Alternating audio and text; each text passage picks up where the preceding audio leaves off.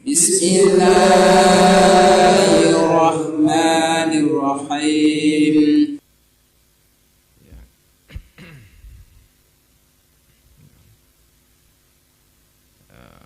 Soal ngaji itu ya, saya dulu saya kelas 5, Gus Bah itu kelas 1 Sanawi, jadi terpaut 2 tahun, 2 kelas. Tapi pernah musyawarah bareng Fathul Mu'in. Gus Bah jadi roisnya, saya sebagai pesertanya. Nah, salah satu yang saya senangi itu dulu itu begini. Saya masih ingat ya, dan mungkin salah satu yang saya ingat ketika musyawarah bareng itu, tradisi untuk bisa berbeda. Tradisi untuk berbeda.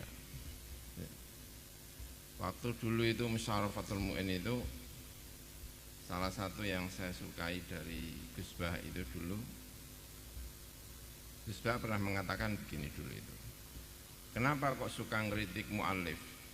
Tanya itu, cara saya hormat kepada mu'allif itu dengan cara mengkritiknya. Itu saya kira luar biasa ya. Nah,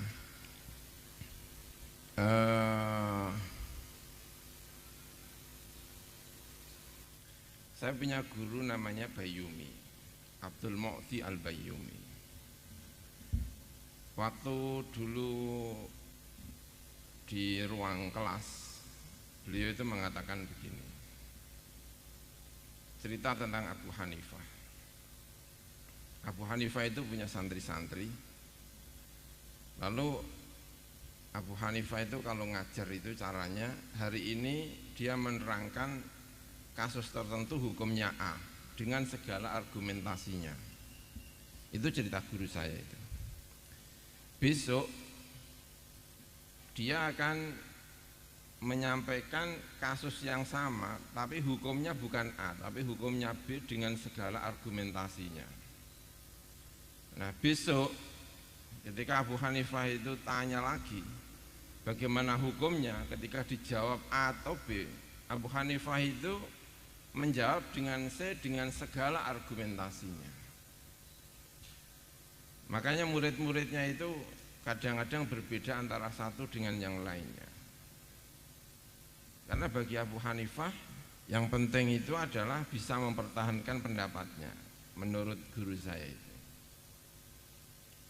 Nah, yang menarik itu kata Abdul Mu'ti Al-Bayyumi itu, beliau itu mengatakan begini, saya tidak bangga kalau kamu itu pendapatnya mirip dengan saya, tapi kalau kamu sudah bisa berbeda dari saya, itu saya baru bangga. Itu kata siapa? Abu Hanifah. Karena itulah muridnya itu banyak yang berbeda-beda dari Abu Hanifah. Bahkan menurut sebuah riwayat, Abu Hanifah itu tidak punya madhab. Yang punya madhab itu adalah santri-santrinya, karena mendidik santrinya itu luar biasa ya. Nah, tradisi ini itu betul-betul dijalankan di era itu. Dijalankan di era itu. Muhammad bin Al-Hasan itu santrinya Abu Hanifah. Itu dulu ngajinya kepada Imam Malik, lalu ngaji kepada Abu Hanifah. Punya guru 2. Dan kemudian menjadi Abu Hanifah. Itu hubungan antara Abu Hanifah dengan Imam Malik. Imam Syafi'i itu dulu adalah Maliki. Imam Syafi'i itu Maliki. Karena muridnya Imam Malik, fanatik dengan Imam Malik. Tapi kan ilmu itu tidak bisa berkembang kalau dalam dunia yang fanatik, itu kan tidak bisa. Karena dunia fanatik itu dalam dunia ilmu itu agak menyebalkan. Kenapa ya? Karena kalau sudah fanatik itu biasanya yang pintar jadi kelihatan gak pintar, yang bodoh jadi kelihatan pintar. Itu kalau hidup di dunia yang fanatik, merepotkan. Nah, Imam Syafi'i itu belajar kepada Imam Malik, maka menjadi Maliki. Itu menjadi Maliki. Nah, lalu Imam Syafi'i itu setelah kerja di Yaman sebagai pembantu qadhi, jadi Imam Syafi'i itu pernah digaji oleh negara, anggaplah itu pegawai negeri. Makanya kalau ada pegawai negeri itu ya nggak masalah, karena ternyata Imam Syafi'i itu kayaknya dulu juga pegawai negeri itu. Ya. Nah, setelah itu difitnah, karena difitnah politik dan sebagainya, diadili di Baghdad, di Kufah. Maka Imam Syafi'i itu ditarik ke Kufah, ditarik, mungkinnya diborgol atau di apa gitu, ya. Diadili. Ada orang 3 yang diadili, yang 2 itu hilang dari peredaran, mungkin nggak bisa jawab sehingga ya politik lah gitu. Nah, ketika Imam Syafi'i itu diadili, itu yang membela itu namanya Muhammad bin Al-Hasan, dan kebetulan Muhammad bin Al-Hasan itu pernah ngaji di Madinah. Dan yang membela Imam Syafi'i itu Muhammad bin Al-Hasan, muridnya Abu Hanifah. Jadi Imam Syafi'i itu datang ke Kufah itu di niat diadili, dan itu artinya peristiwa yang menyedihkan. Tapi ketika sampai di Kufah, ternyata itu peristiwa yang paling menyenangkan bagi Imam Syafi'i. Kenapa kok paling menyenangkan? Karena Imam Syafi'i kemudian tidak hanya kenal Maliki, tapi juga kenal Hanafi. Karena terus belajar sampai mati, sampai wafatnya Muhammad bin Al-Hasan. Nah, setelah belajar sama Muhammad bin Al-Hasan itu, pulang ke Mekah, mendirikan pengajian. Nah, disitulah mulainya ada yang namanya mazhab Syafi'i. Jadi kapan ada mazhab Syafi'i? Itu ketika Imam Syafi'i belajar sama Imam Malik dan belajar kepada Abu Hanifah, pulang ke Mekah, jadilah mazhab Syafi'i. Luar biasa itu ya, itu bisa mendirikan ini, luar biasa.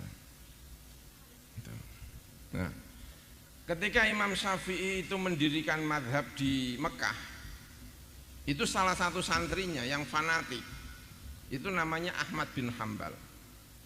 Ahmad bin Hambal itu fanatik sekali sama Imam Syafi'i, fanatik. Beliau punya guru yang lebih tua. Ditanyakan kepada salah satu temannya, kenapa kamu membela Syafi'i, ngaji saja itu masih muda, kamu punya guru yang lebih tua. Ini ilmunya luar biasa, fanatiknya Ahmad bin Hambal. Maka cerita-cerita tentang fanatiknya Ahmad bin Hambal kepada Imam Syafi'i itu banyak sekali. Tapi sebagaimana Imam Syafi'i itu ketika fanatik itu tidak tidak terikat, tidak kemudian membeu sama sekali, Ahmad bin Hambal itu sama. Ahmad bin Hambal itu di kemudian hari juga mendirikan mazhabnya sendiri. Itu tradisi ilmu yang luar biasa. Jadi penghubung antara Abu Hanifah dengan Imam Malik itu adalah Muhammad bin Al-Hasan, dan kebetulan Imam Syafi'i itu menghubungkan kembali antara Maliki dengan itu melalui Muhammad bin Al-Hasan. Tapi Imam Syafi'i kemudian membuat mazhab baru. Nah, di Maroko itu fanatik sama Imam Malik, fanatik sekali. Imam Syafi'i terpaksa menulis buku namanya Khilafu Malik. Itu muridnya paling top itu sebetulnya Imam Syafi'i itu. Tapi Imam Syafi'i itu kemudian menulis buku namanya Khilafu Malik karena tidak rela gurunya itu diagungkan melebihi dari kadar Imam Maliknya. Karena Imam Syafi'i nggak seneng sama yang namanya fanatik itu. Nah, belajar kepada orang-orang pinter-pinter yang ini, yang benar-benar itu menyenangkan diantaranya karena itu menghilangkan fanatik itu. Ya. Saya tahu betul karena lama berkawan dengan Gus Bah itu anti fanatik, dan Mbah Maimun juga anti fanatik. Saya dididik juga untuk tidak fanatik, tidak fanatik ya. Karena dengan cara inilah kita itu bisa berkembang dengan sebaik-baiknya.